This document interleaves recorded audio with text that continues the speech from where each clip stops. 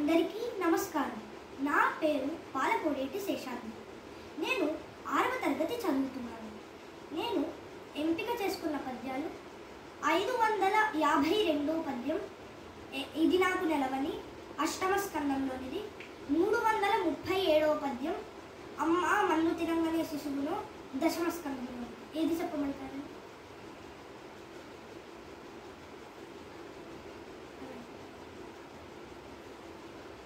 అందరికీ నమస్కారం. నా పేరు పాలకోడేటి శేషాద్రి. నేను భారతదేశం నుండి పాల్గొంటున్నాను. నేనిప్పుడు ఇది నాకు నెలవని అనే పద్యాన్ని చదవబోతున్నాను.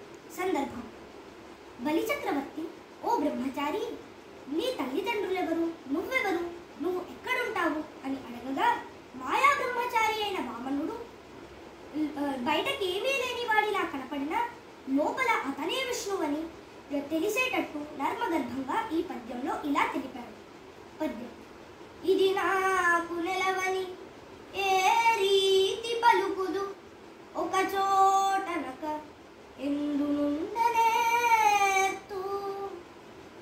ఎవ్వరి వాడనంచే మని పలుకుదు, నా ఎంత వాడనై నడవనేత్తు, ఈ నడవడి అని ఎట్లు వక్కాణింతు, పూని ముప్పోకల పోవనేత్తు,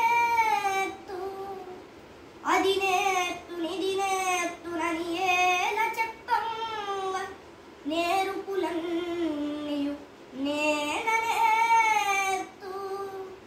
ఒరులుగారు నాకు నొరులకు నేనోదు, ఒంటివాడ చుట్టమొకడు లేడు, సిరియు తొల్లిగలదు, చెప్పెద నాటింకి సుజనులందు తరచు చొచ్చియుందు.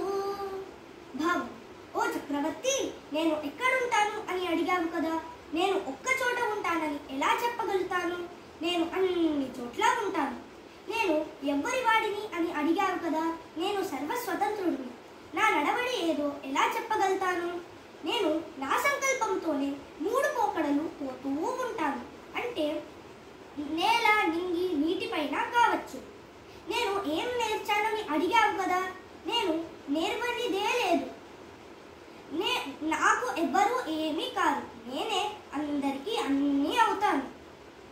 నాకు ముందు సర్వ సంపదలు ఉండేవి. నువ్వు అడిగావు కాబట్టి చెప్తున్నా. నేను మంచి హృదయం కలిగిన మనుషులలో ఎల్లప్పుడూ ఉంటాను.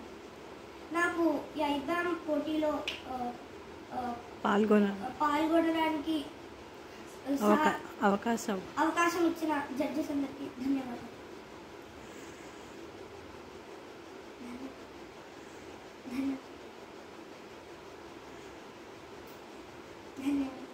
మా అక్క